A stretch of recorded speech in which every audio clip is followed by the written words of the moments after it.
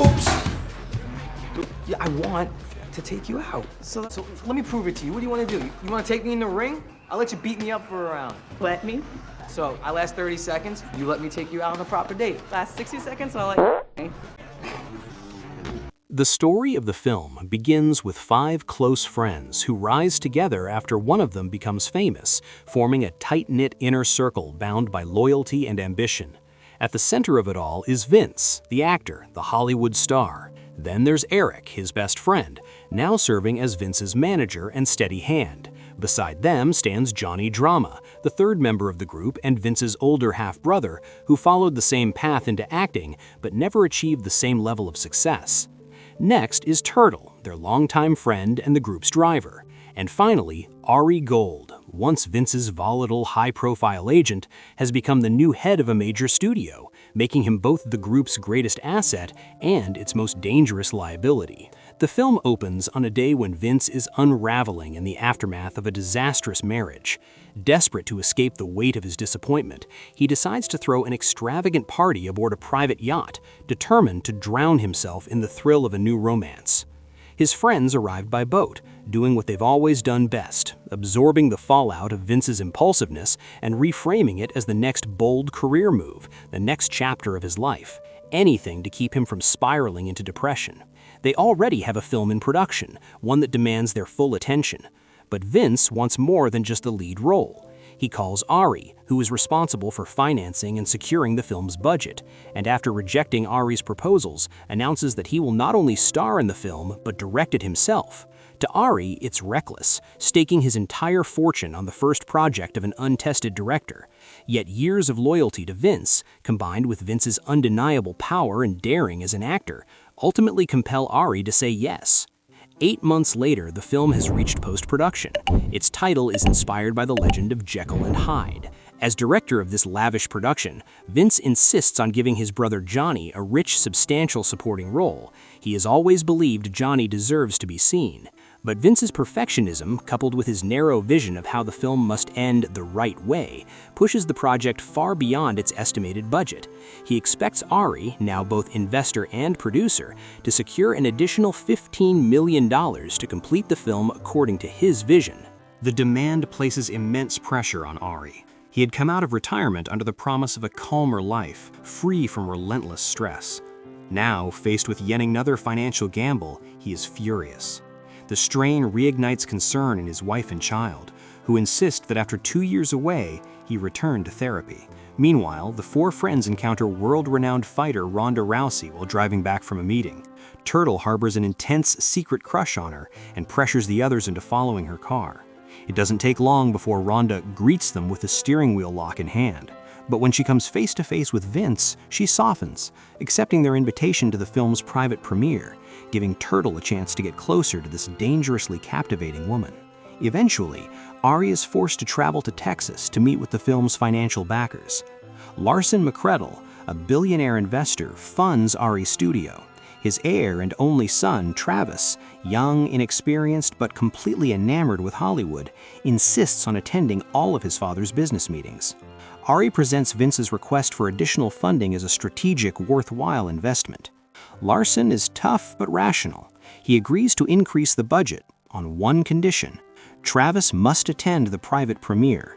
If he watches the film and approves the screenplay, the necessary funds will be released, allowing the movie to move forward to a worldwide release. Eric, as Vince's manager, fulfills his professional duties flawlessly, but his personal life is in chaos. Sloane, his ex-wife, the woman he has never fully been able to let go, is heavily pregnant with his child. Their relationship remains tense and unresolved. In an attempt to prove he can move on, Eric begins dating a new woman named Melanie. The problem is that every step toward fatherhood, doctor's visits, birthing classes, even simply being present, pulls him and Sloane back toward an undeniable emotional gravity. And Eric continues to reveal the flaw that has always defined him. He wants to do the right thing, but he also wants to keep his options open until the very last moment. At last, the time arrives for the private screening of Hyde. Vince throws a star-studded Hollywood party, ensuring that once the film is screened, the assembled elite will seal its fate as a box office triumph. Countless high-profile figures from the film industry attend, a testament to Vince's formidable standing in the world of cinema. The premiere party is held at Turtle's lavish mansion, proof of how far he's come after striking gold with his own tequila brand. Flush with success, he's now focused on winning over Rhonda, doing everything he can to get to know her better. Johnny, meanwhile, works the room, making quiet deals with Hollywood stars in hopes of landing even the smallest role in their projects. But as always, no one seems willing to take a chance on him. In a reckless attempt at mischief, he mixes Eric an energy drink laced with Viagra, hoping it will loosen him up enough to lose control, maybe even cheat on Melanie, an act that speaks volumes about how emotionally unraveled Johnny truly is. Just as the moment arrives to screen the film, Vince panics at the sight of the massive crowd gathered in Turtle's house and abruptly cancels the showing. A conveniently malfunctioning projector becomes his excuse. Instead, he distracts the guests with a live performance from a famous singer. Deep down, he's terrified. If they hate the film, they'll all see that he's reached beyond his limits, that he's overestimated his talent. Ari, who wasn't even invited, shows up anyway, accompanied by Travis. Once Vince learns about the conditional terms attached to the additional funding, he decides to hand Ari and Travis a digital copy of the film at the end of the night, promising to personally review their feedback. When Ari returns home and watches the rough cut, he's stunned. The film is extraordinary, a genuine artistic triumph for Vince, both as actor and director. Travis likes it too, but he intends to wield his approval like a weapon.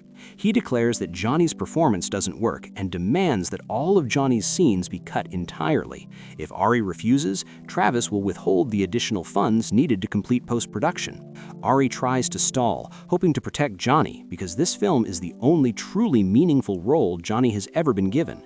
Johnny has pinned all his hopes on the days following the film's release, seeing it as the turning point of his career. Now, he must confront the devastating news that investors may erase him from the project altogether. If Ari pushes back, Travis retaliates by effectively holding the production hostage. His father has entrusted him with full authority. When Vince and Eric attempt to negotiate, Travis escalates further. Now he claims he doesn't even like Vince in the lead role and wants the entire film reshot with a new star and a new director. But what is Travis really after? The film is impeccable by every standard. There's no legitimate flaw to point to. Ari continues resisting Travis's maneuvering, but after Larson pressures the studio's board of directors, they summon Ari. While attending a therapy session with his wife, Ari receives the news. Studio politics have prevailed. John Ellis, the studio's CEO, removes him from the production, and Ari's composure fractures in an instant. Johnny, who has spent years oscillating between fragile hope and deep insecurity, interprets the demand to cut his role as confirmation of his worst fear, that he has always been the weak link, the expendable one whenever real money is on the line.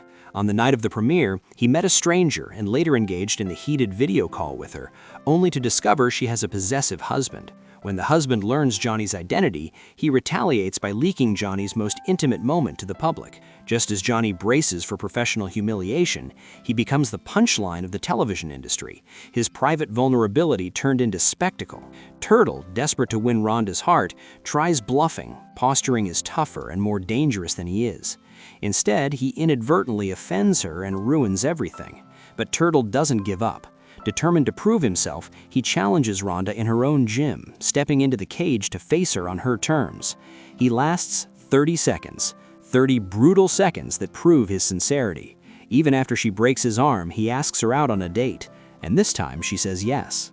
Eric's storyline grows increasingly complicated. After attending a prenatal parenting class, he tries to rebuild what he lost with Sloane. Just as things begin to mend, disaster strikes. Melanie calls with urgent news. She claims she's pregnant and demands he meet her immediately. For what feels like the 1,000th time, Sloane is disappointed by the man she once married. She walks away. The threat of cutting Johnny from the film and the chaos in Eric's personal life strike at the emotional core of the group. But when Eric arrives to meet Melanie, he discovers her pregnancy was a lie, a desperate ploy to scare him and force him to confront what truly matters. The moment becomes a reckoning. He finally understands the value of the family he nearly lost. When Sloane goes into labor, Eric makes a choice. He stops everything. Whatever has happened before no longer matters. His focus is now on his newborn daughter and the woman who, despite everything, remains bound to him. They share a life now, one that demands commitment. Once the group regains its focus, they uncover the real source of the crisis surrounding Hyde, Travis's hidden infatuation with Vince's current girlfriend. Travis has become obsessed with the model, Emily Ratajkowski, and when he discovers that Vince has been secretly dating her, he decides to retaliate the only way he knows how, by destroying Hyde, and in doing so, striking a devastating blow to Vince's life. Ari, furious and cornered, turns this truth into a weapon. He walks into a high-level meeting with Larson, Travis, and the studio's leadership, including Dana Gordon, and exposes Travis's true motive. He forces Larson to confront the reality that his son is behaving like a spoiled child, jeopardizing a major film for purely personal reasons. Larson agrees to continue backing the film, but not without consequences. Ari must step aside.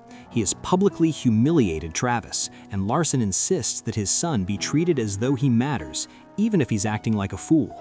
Ari ultimately agrees to walk away, but not empty-handed. Instead of collecting the salary owed to him for years of work at the studio, he negotiates a share of the film's back-end profits. He makes a bold wager. Hyde will be such a success that he will come out the ultimate winner regardless. And he's right. Upon release, Hyde becomes a phenomenon, grossing over $450 million worldwide and shattering expectations.